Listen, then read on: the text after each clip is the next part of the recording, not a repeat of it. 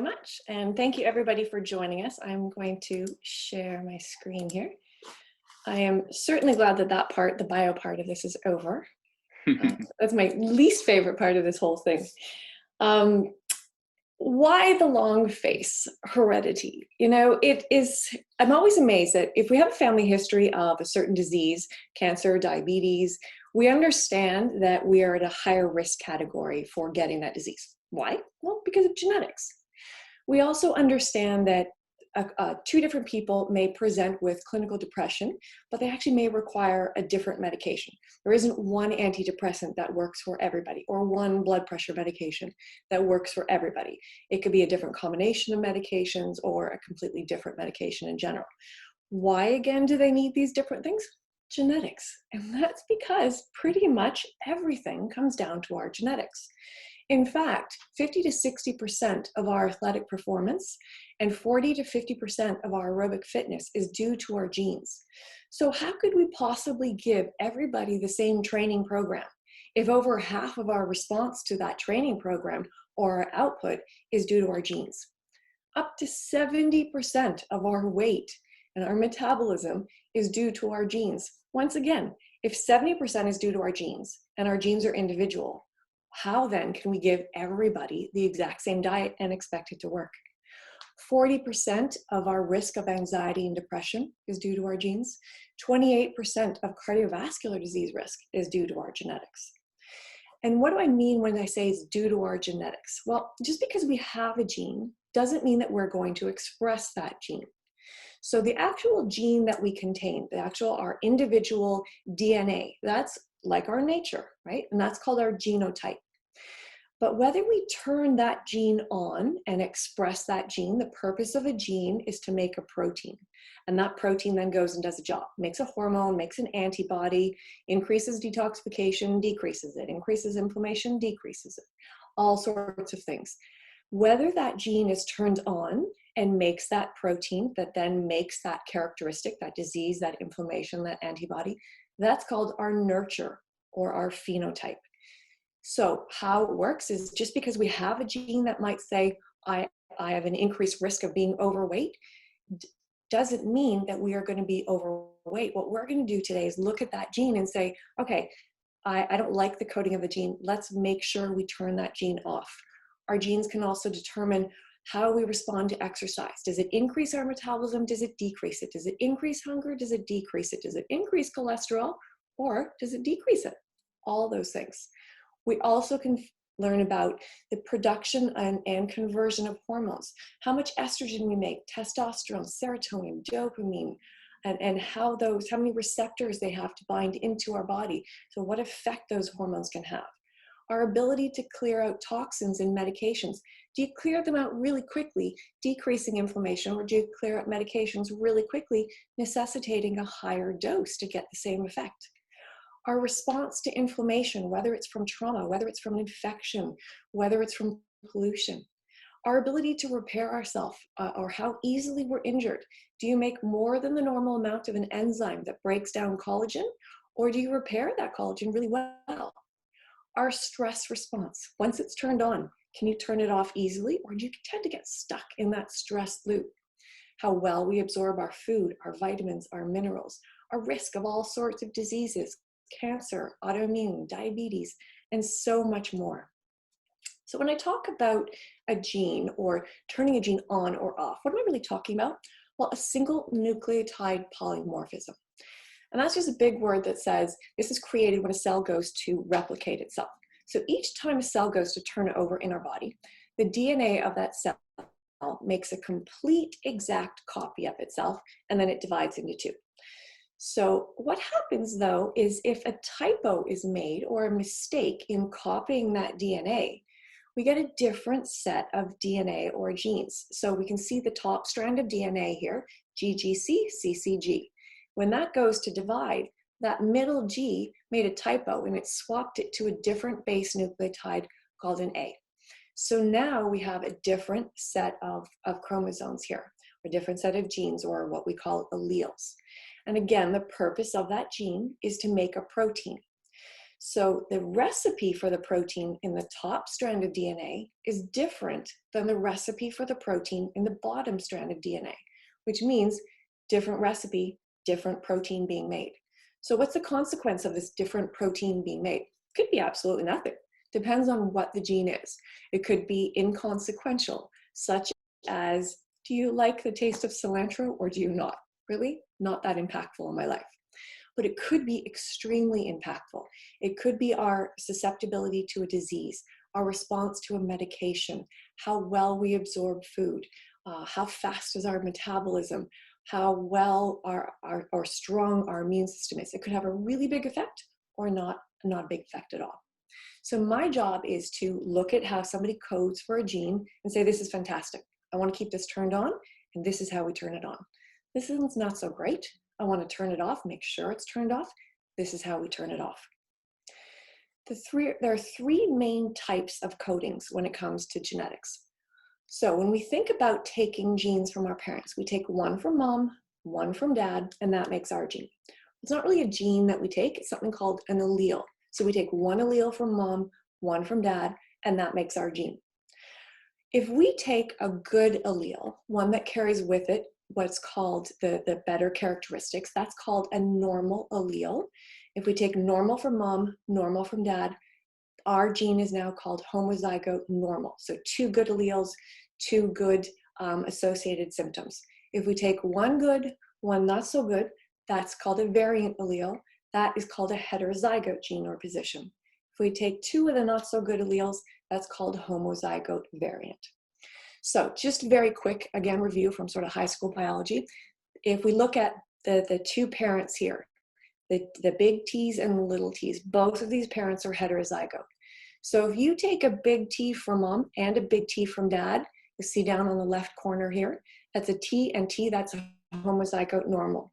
If you take a little t from mom and a little t from dad, then that's a small tt on the right-hand side, that would be homozygote variant. And then the two in the middle, you've taken one from each of them, and that's called heterozygote. So how is it that we change these genes when I talk about turning them on and off? We're going to do it through diet. We're going to do it through exercise. We're going to do it through natural supplementation and lifestyle. But one of the very biggest effects that has on our genes is from stress. Stress can actually turn 90% of genes to their adverse position. So when I say adverse position, if I want it turned on, it's going to turn it off. If we want it turned off, it's going to turn it back on. And how do we know that stress has such a huge impact on our genes? Well, from different studies. So there's one study that was done on mice, and it was a really great study. They took two groups of mice. One was exposed to the smell of acetone, and that's it. The other group was exposed to the smell of acetone and at the same time given a shock under their plate. So they started to shudder as soon as that shock came. And they did this response over and over and over so much that they conditioned that response of smell of acetone, foot shock, that those mice began to shudder at just the smell of the acetone, just like Pavlov's dog. But what they also noticed was those mice also developed more M71 receptors. These are the smell receptors that can detect acetone. So already they started upgrading or tagging a gene, increasing its expression to make more receptors to smell acetone much earlier in hopes of running away from that foot shock. That's called protective gene tagging or protective turning on of a gene. What they also noticed though, sorry, going back to this, was 2 generations later of mice. So these mice, the 2 generations later, never exposed to acetone before, never had a foot shock before. As soon as they put acetone in their cage, those mice started shaking just like their ancestors did, and they also had more M71 receptors. So not only can we turn on a gene, but then we can keep that gene turned on, and then that gene turned on gets passed down from generation to generation. Good news is we can also reverse this. So this is one easy way that we can look at reversing genes. So this is 20 volunteers in 8 weeks. They just did meditation and yoga. At the end of the study, novice meditators upregulated over 1,500 genes, turning on 874 for health and turning off 687 for stress. They also lowered their blood pressure and heart rate. The experienced meditators, they actually expressed more, even more genes, over 2,200 genes, again, improving more of them for health and decreasing a lot to do with stress. We will live in a time of more effective personalized medicine. Information from genetic testing will help to detect risk for disease, guide strategies for maintaining health, offer more accurate diagnosis, and guide treatment choices for a wide variety of conditions. We're not going to live in a time soon. We are in this time. We are here and now. We have the ability to look at our genes and change our genes. So let's do that together. So why do we want to test them?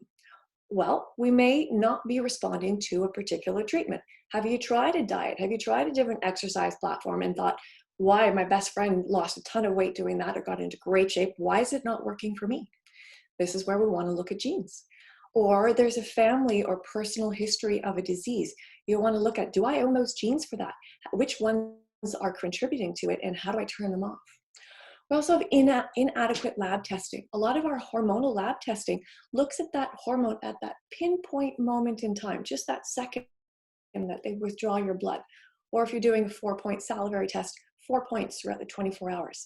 With genetics, we can start to look at how much you produce on a daily basis, how quickly you break it down or clear that out, how many receptors do you have to bind it, thus what effect that hormone really has in the body. Because we want to use genetics, the main thing, there is no one-size-fits-all program anymore. We're all individuals. So let's jump into some of these genes. One of the biggest ones is FTO. This is the first identified obesity risk gene. It's called the fatso gene, unfortunately. The two alleles, remember one from mom and one from dad, are A and T. A is the variant allele here. And the characteristics associated with the variant allele are really low satiety. So they can eat a full meal and they're still hungry at the end of the meal. They never get that message of I'm done, I'm satisfied. Even if they're not hungry, they're looking for more things to eat because their brain doesn't think that they've actually eaten. They want to snack all day long. They have a much lower metabolic rate and an increased rate of adipogenesis, that storage of fat from food. The foods that they crave are saturated fats and sugars. Ironically, the same foods that will take this gene and turn it on and further lower satiety, increase appetite, lower metabolic rate, etc. So this is my favorite slide when I'm talking about the impact of genetics, particularly when it comes to weight, because I could really just do this one slide and walk away and we would all understand we can't give ourselves the same diet and exercise program. These are two mice. They're both 20 weeks old. They've had the same diet, the same exercise, and the same sleep pattern. The mouse on the left is homozygote variant, so took two of those not so good alleles. The one on the right is homozygote normal, took two of the good alleles. Look at the difference in size. If we feed two people with two different genes the exact same diet, this is the potential that can happen. So what do we have to do to help that variant? How do we turn that one off? Well, that variant needs much higher protein at each meal than the normal one does. And in fact, research shows that if you feed the homozygote normal, FTO, the same amount of protein that you feed the AA, not only do they not lose weight, even if they have to lose weight, they will only lose weight when you start to lower that protein. That normal allele will also really increase inflammation in their body from that higher amount of protein. So gone are the days of we all need a gram of protein for every kilogram of body weight and divide it out, or that we all need the same amount based on our weight. We need different amounts based on our genes. The FTO also needs lower saturated fats and sugars, because remember, those are the ones that increase the expression of the gene and increase the cravings. These guys much better with intermittent fasting. The homozygote normal for FTO, they're not good with intermittent fasting. In fact, their metabolism is too fast that it will increase inflammation once again. We have to regulate the three hormones that control our metabolism with the FTO variant. So all of those symptoms that I listed on the last slide, they're all a result of lowered adiponectin, increased ghrelin, and altered leptin. Those are the three hormones that regulate our metabolism. And the FTO-A allele has very poor control over them. So we can use a product called Trimetabolic Control. A natural product is 2 herbs and 1 amino acid. to regulate the production of those hormones so that when we change the diet for the FTO-A variant, not only did things work very quickly, but we've also started to say, okay, let's increase that satiety. Let's drop that hunger so they can stick to the diet we need to put them on. Let's look at a different gene, ApoA2 or apolipoprotein A. The variant allele for this starts to increase the expression of this gene when consuming more than 22 grams of saturated fat per day. And what happens when they eat more than 22 grams? Well, they get increased weight gain, they get increased ghrelin, our hunger hormone, altered leptin, our satiety and fat burning hormone. And if the variant allele or the homozygote variant for this gene has more than 22 grams of saturated fat per day, they'll increase their BMI by 6.2%, even if they're eating the identical amount of calories. So let's say that variant ate the same amount of calories, but they only had 17 grams of saturated fat per day. They won't trigger this gene and they won't increase their BMI by 6.2%. This is why we're not all designed for keto. And I know that when everybody starts ketogenesis or diets like that, initially everybody loses weight because they all cut out sugar and simple carbohydrates.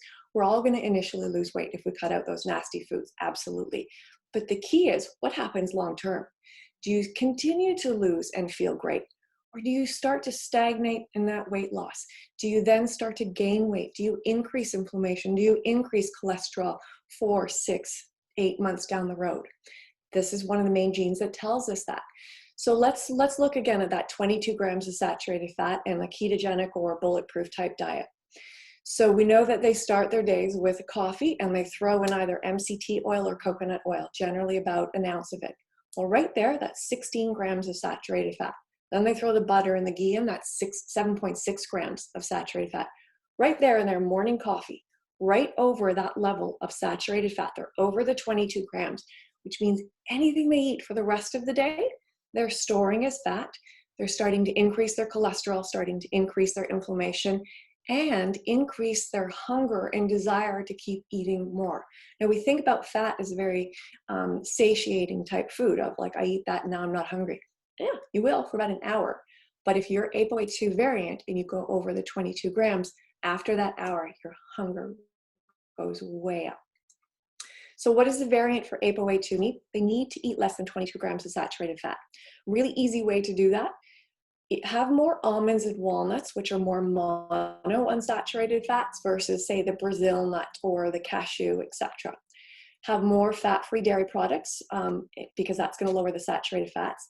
Do more pumpkin seeds and chia seeds versus other seeds. But the big thing, get that coconut oil and MCT oil out. It's been marketed so well, and it's wonderful for those who are ApoA2 normal, but not so good for the heterozygotes or the variants with ApoA2.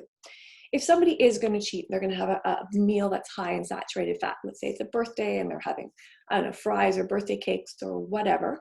We can use a fiber, a really great one's called purine fiber, and that will bind the dietary fat out before it sort of gets absorbed. And then again, we want to regulate that leptin and that ghrelin, so we can use TMC again. Let's look at a carb gene, TCF7L2. This is the biggest diabetic gene.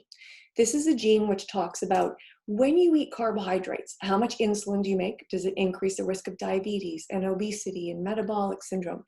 It also makes a very specific protein, which will then go to a bunch of other carbohydrate genes and turn them to their adverse position. So with the variant allele here, they make a lot more insulin for a smaller amount of carbohydrate.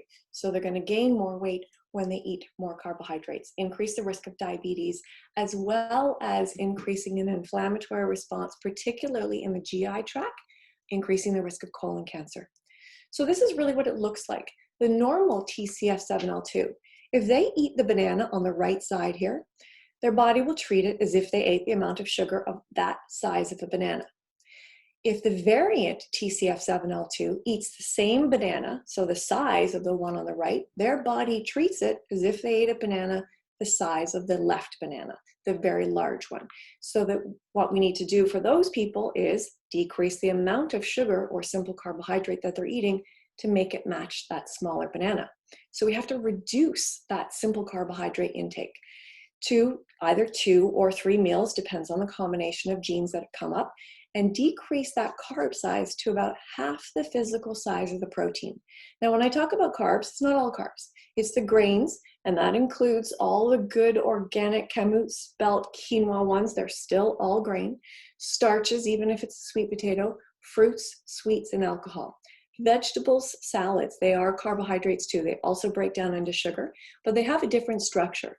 The grains, the starches, the fruits, and the sweets, they all have an inverted bond like this, a linear bond like this, and they break apart very easily. The vegetables in the salad have an inverted bond, and they don't break apart very easily, and the gene doesn't alter with the expression of those. So unlimited vegetables and salads.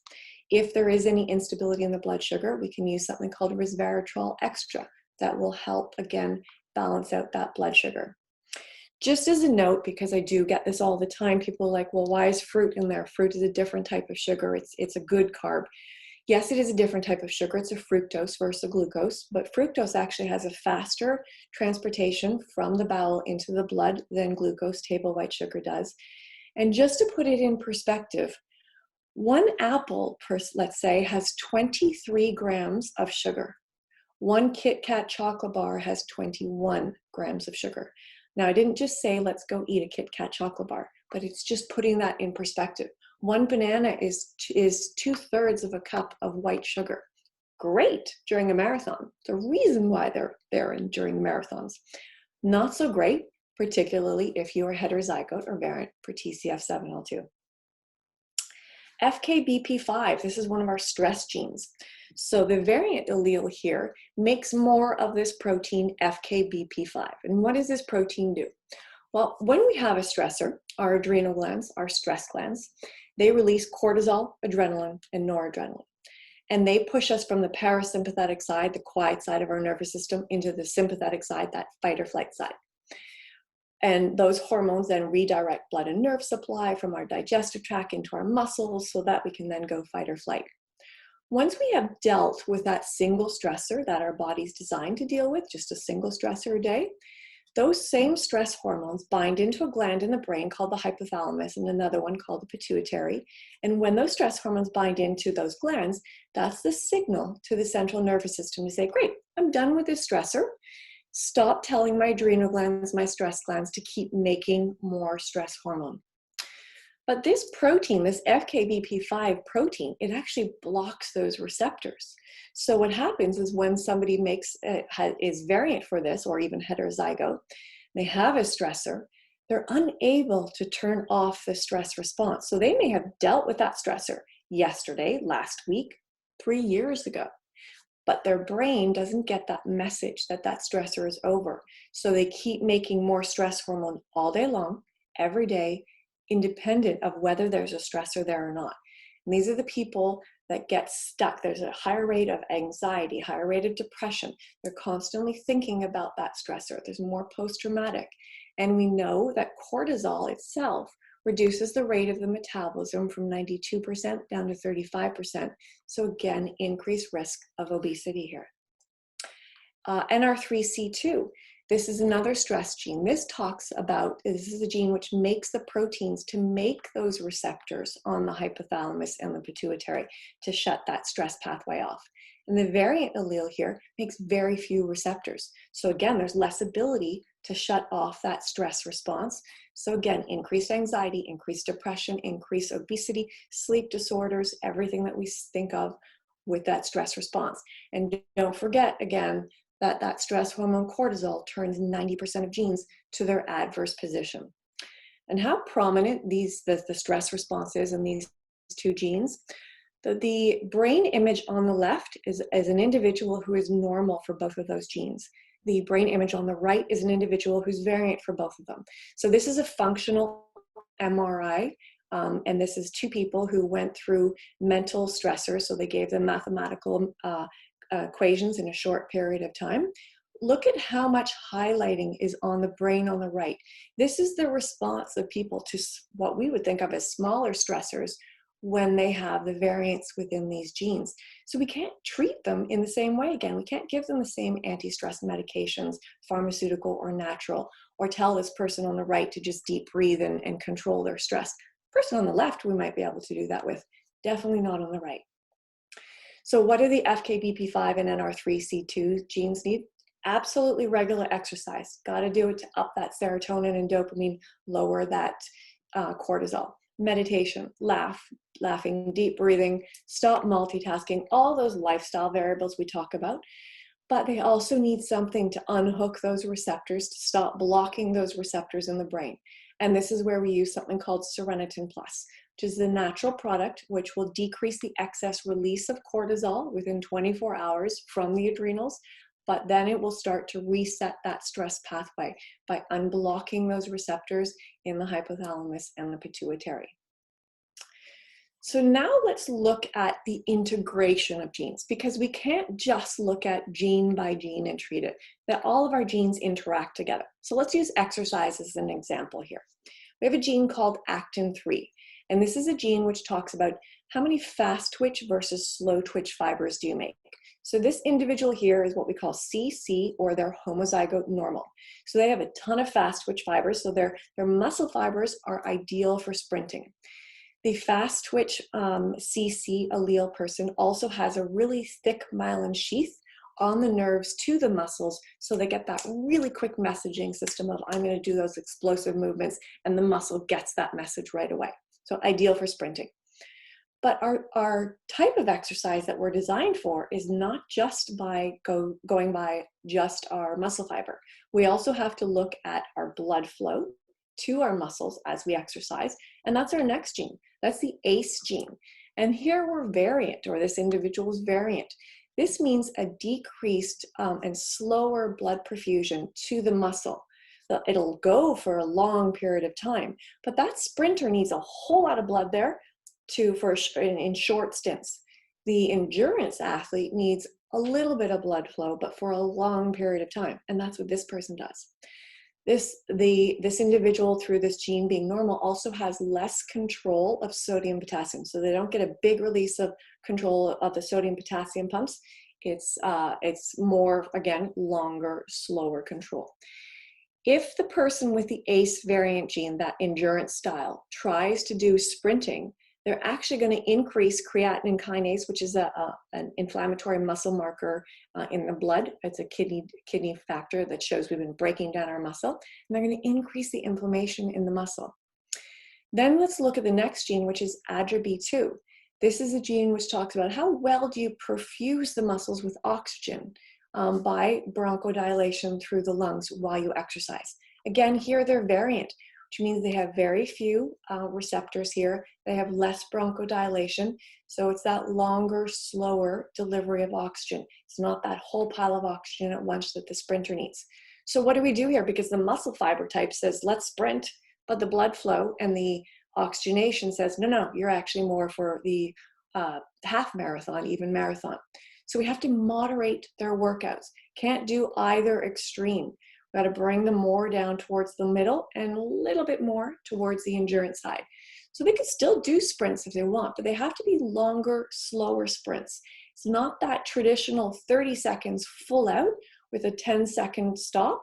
It's about 1 to 2 minutes of a sprint, where they're at about a 75% capacity, and a longer, faster recovery. So 45 seconds versus 10 seconds at about a 50% capacity versus a full stop. So faster, slower, but for longer periods of time.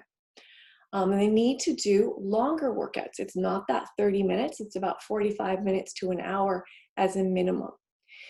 If we need to help to repair some of that muscle, because we know that that muscle fiber, again, is mostly catered towards sprinting, but yet we're pushing it a little bit more towards endurance, we might need to help support those muscle fibers a little bit, and we can use some glutamine here. Let's look at estrogen metabolism of these genes. So CYP17A1, this is a gene which talks about how much starting inactive estrogen do you make. Then we could look at CYP1A1. This says, do you take that inactive starting estrogen and convert it to the 2-hydroxy, the anti-cancer version of estrogen? Or do you convert it to the 4-hydroxy through the next gene, CYP1B1? And then how well do you clear out your estrogen through 2 different genes, COMT and GSTP1? So first example or first scenario of this. let's say they're normal, or sorry, variant for CYP17A1. So they're starting with a little bit more inactive estrogen. Through their CYP1A1, though, they convert it all to the good form of estrogen, the anti-cancer form. Through their CYP1B1, they convert it all to away from the 4-hydroxy, so away from that cancerous form. So they may have a little bit more estrogen, but they convert it all in a great way. And they also clear out their estrogen really well through their COMT and their GSTP1. Great candidate for hormone replacement therapy if they need it. So this is that person going into andropause or menopause here, because we also use estrogen here as well, because we know they're not going to take it and increase any risk of cancer here. So these pills put a stop to your hot flashes, Mrs. Bates, but maybe we should reduce the doses. You can push these people to a high dose without any risk. We can help support any of the symptomatology that they have without any concern. But let's look at a different scenario with those exact same genes.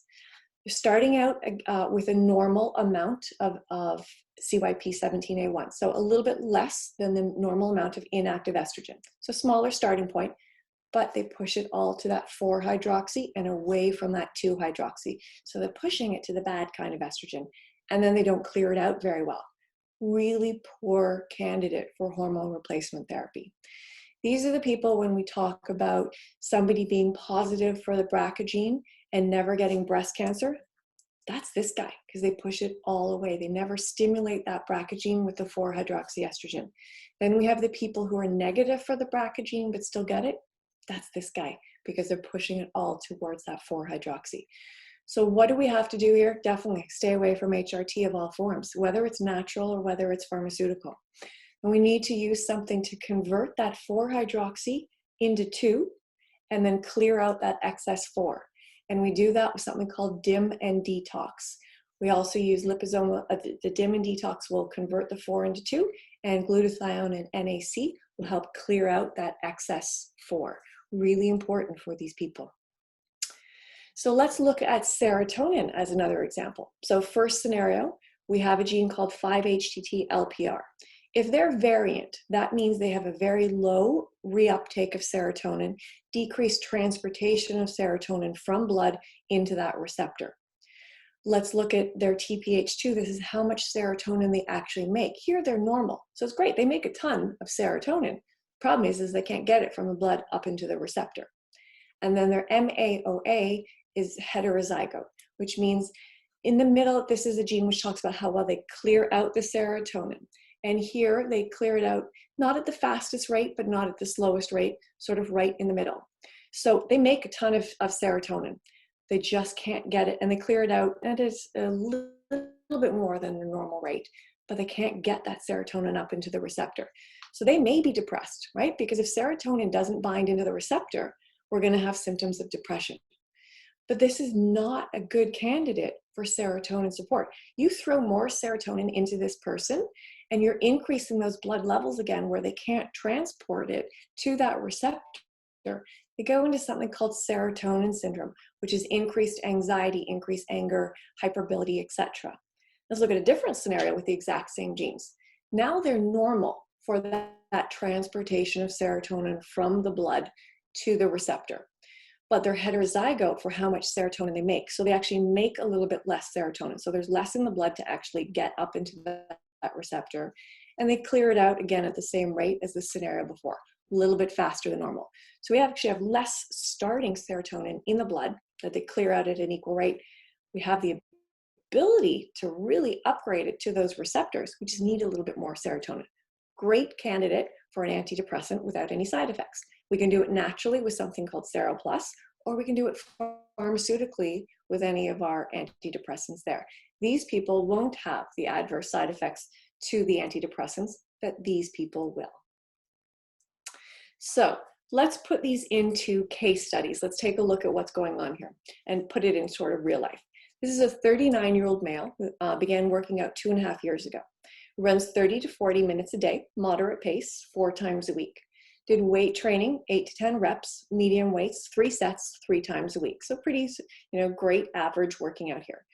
but kept getting frequent injuries, Achilles tendonitis, plantar fasciitis, tennis elbow, and was getting them sort of every 3 to 5 months, and that would stop his workouts and stop the progression for weeks at a time.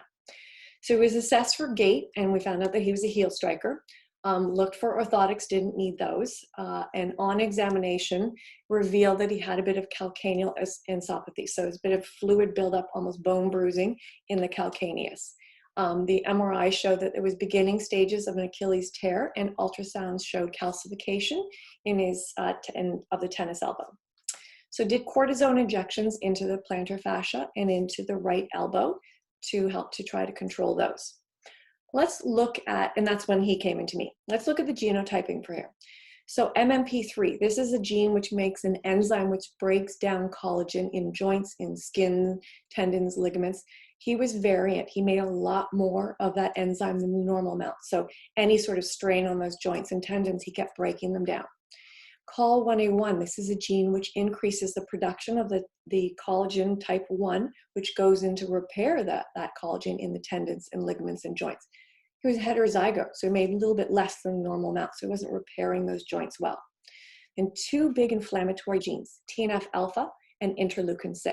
He was variant for both of them, which means he made almost 50% more inflammation through both of these genes.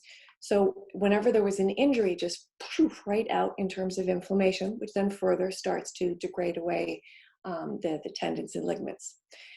His actin-3 gene, he was variant, so he's much better with endurance, not sprinting.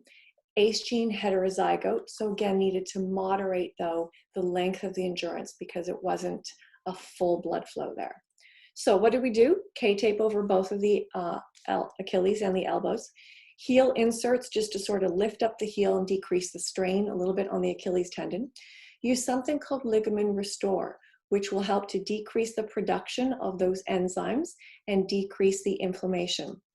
Resveratrol extra will also help to decrease the production of those enzymes that are breaking down through the MMP3. Curcuma veil, this is an anti-inflammatory herb that will help reduce interleukin-6 as well as TNF-alpha. The reason I have, depending on CYP1A2, that CYP1A2 is a liver detoxification gene, and curcumin, depending on how you code for CYP1A2, can actually increase inflammation in some people.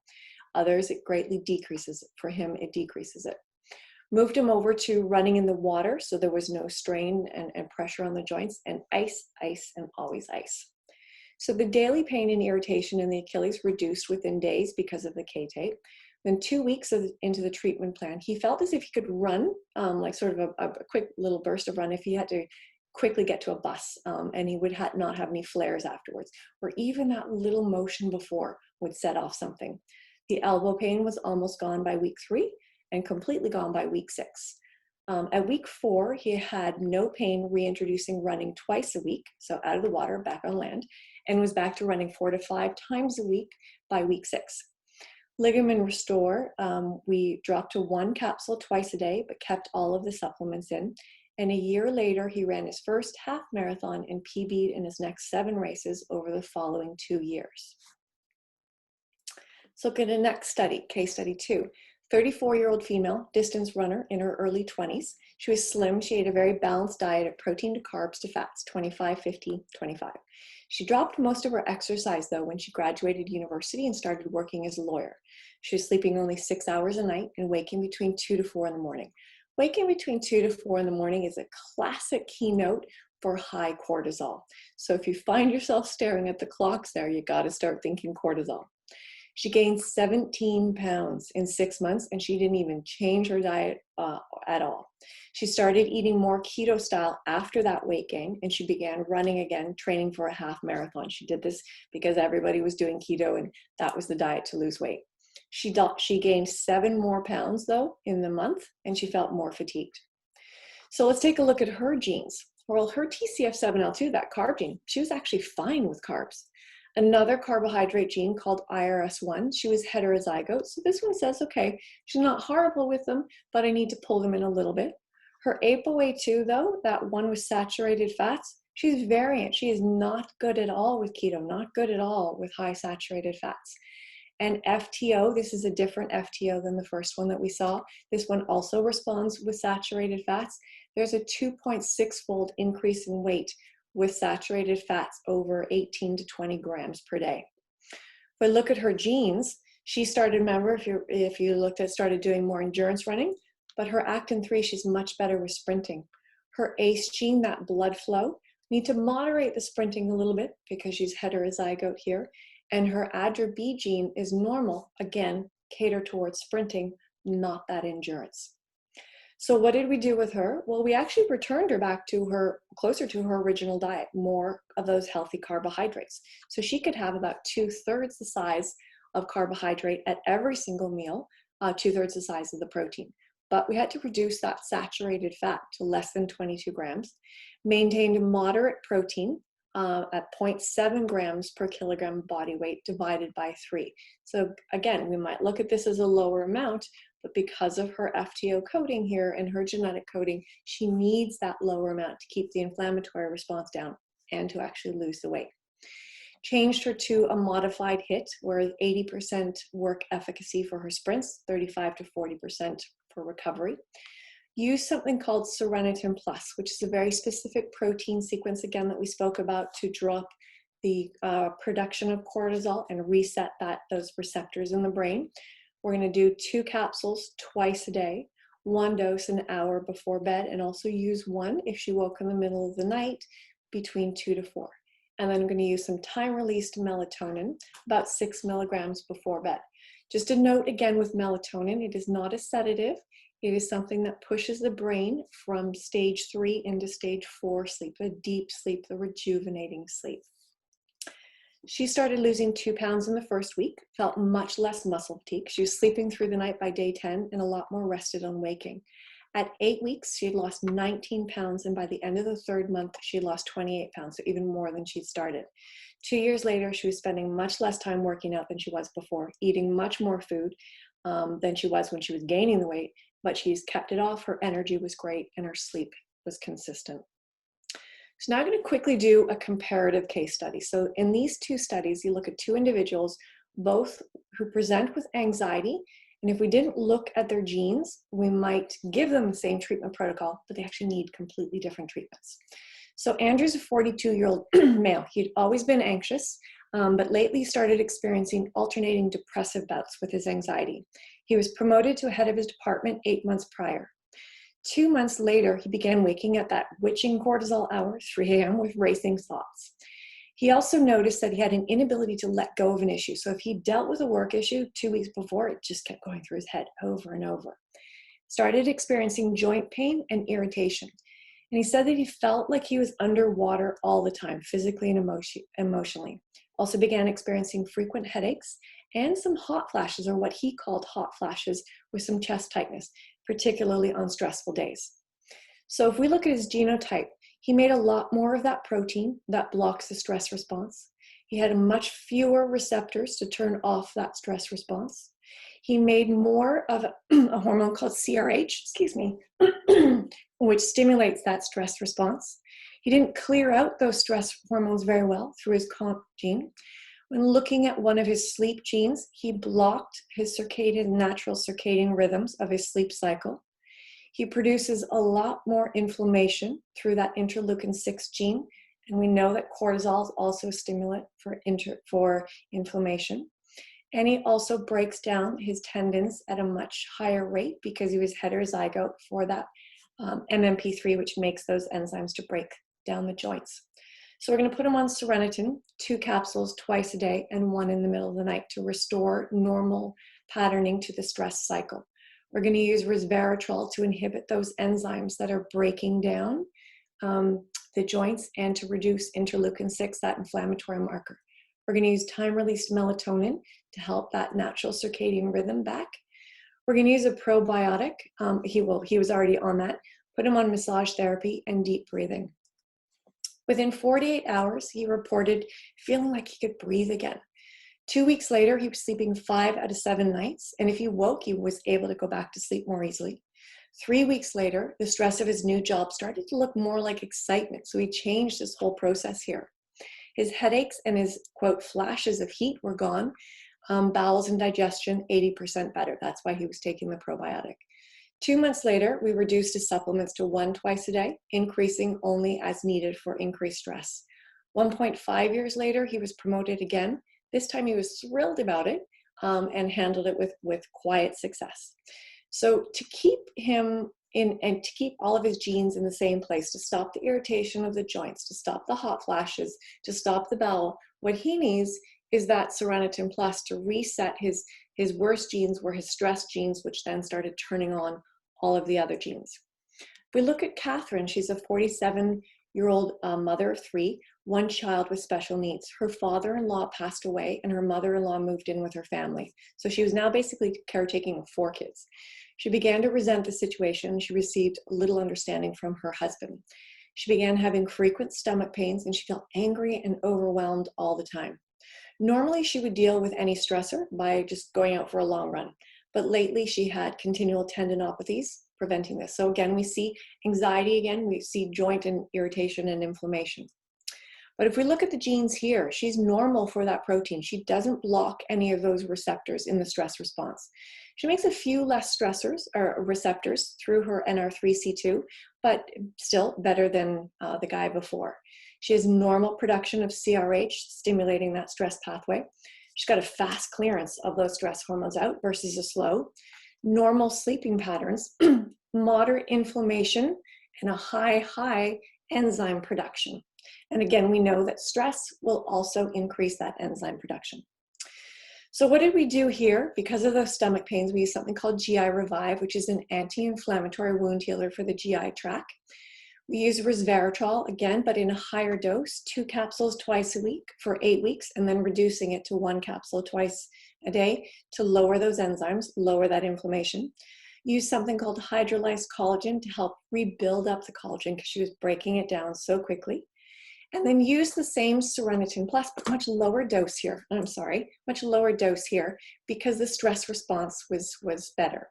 And then took her into some counseling to help deal with her mother-in-law. Within 48 hours, she felt less anger. 10 days later, her stomach was 65% better. 3 weeks later, she no longer felt her stomach anymore. A month later, her joints and tendon pains were 75% improved. 2 months later, she and her husband were in counseling together, improving the situation at home. Even when an issue arose with her mother-in-law, she remained calm and symptom-free. So she doesn't need to stay on the Seronetin or the GI Revive here. She needs support with her metalloproteases, her enzymes, and to decrease the inflammation so that she can stay running, because that was her stress management that kept her genes in that off position. So again, if we look at a difference here for Andrew, the principal issue is the genetic stress coding, leading to the inability to turn off the stress response. That then turns on his enzyme gene MMP3 and increases the joint pain and inflammation. So his long-term is regulate those stress genes. Catherine, her principal issue was the coding for inflammation and her collagen, leading to injury and decreased exercise. Her stress genes actually had a pretty good coding as long as she could exercise and keep them there. So her long-term treatment for anxiety is about supporting her joints and her inflammation, not about actually supporting the stress genes. So we can see through that it's really by looking at our genes that we see what does that person need, what dosing do they need, what diet do they need, and for how long, and then what do they need for that long-term treatment.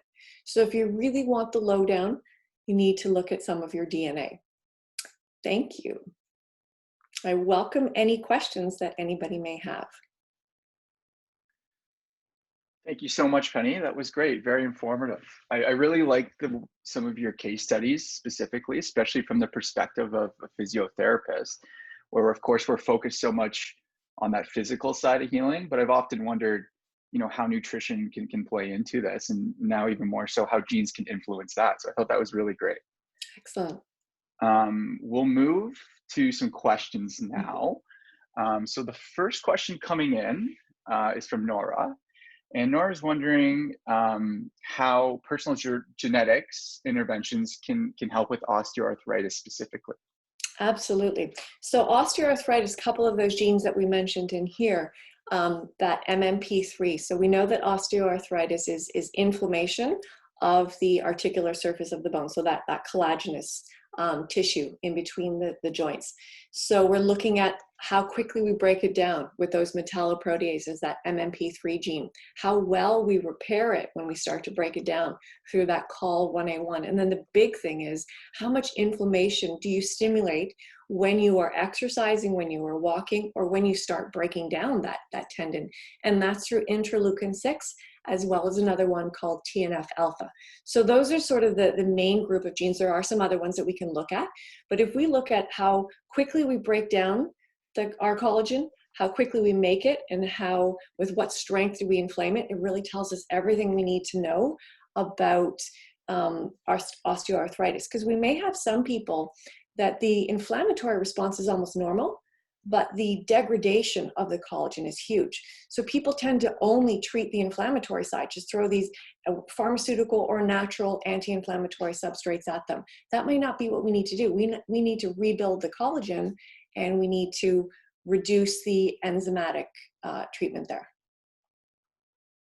Okay, excellent. Thank you, Penny. Next question coming in from Maz. It looks like it's a two-part question. So regarding the 22 grams of saturated fat for the ApoA2 diet, he's wondering what this figure is based on, and if person A controls overall calories below maintenance, will they still increase fat stores if they consume more than 22 grams of saturated fat?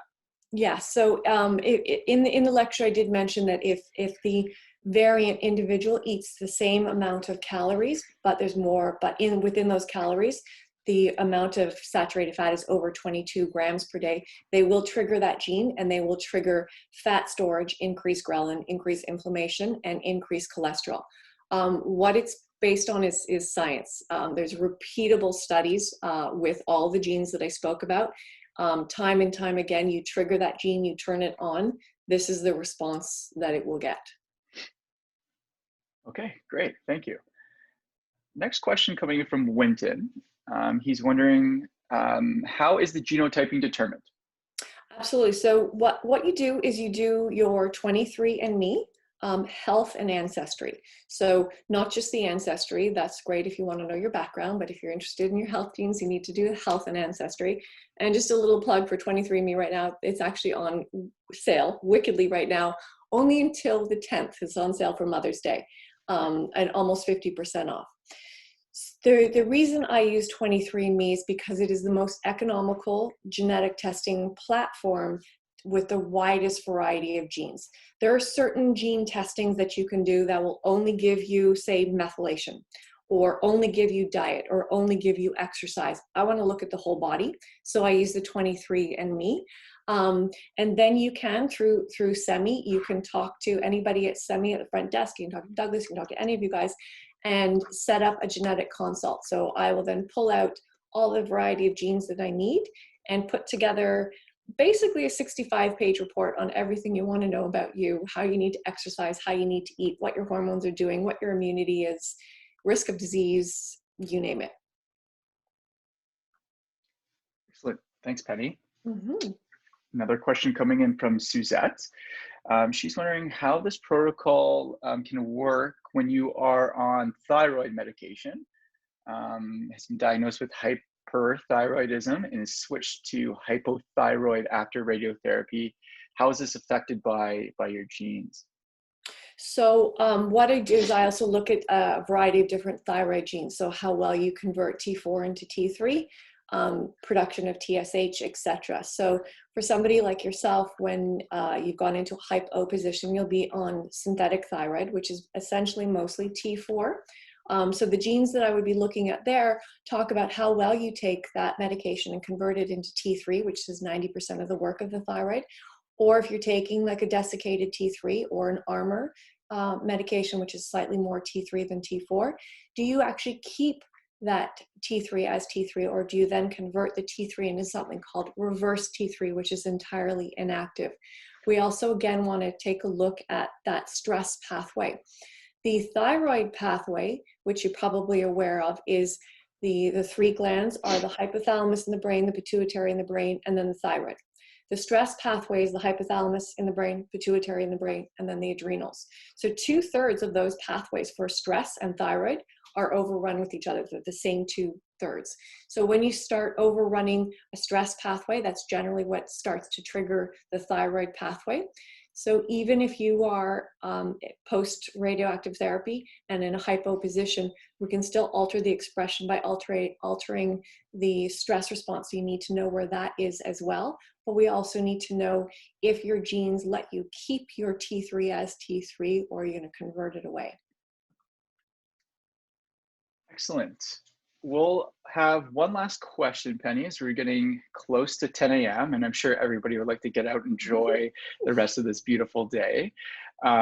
So the question is there a difference between the dosage of melatonin? Yes, absolutely. So most melatonin comes in 3 milligrams. We can also get it in 1. We can also get it in 10.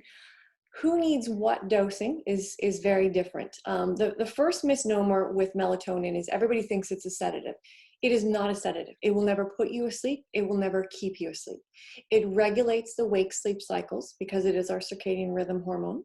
So it should be taken around 8 to 8:30 p.m. Independent of what time you go to bed, it should be taken between 8 to 8:30 p.m. because that's when it naturally starts to come out. It peaks at 2 in the morning and then it drops around 6 to 8 in the morning so that we're awake and alert to wake up.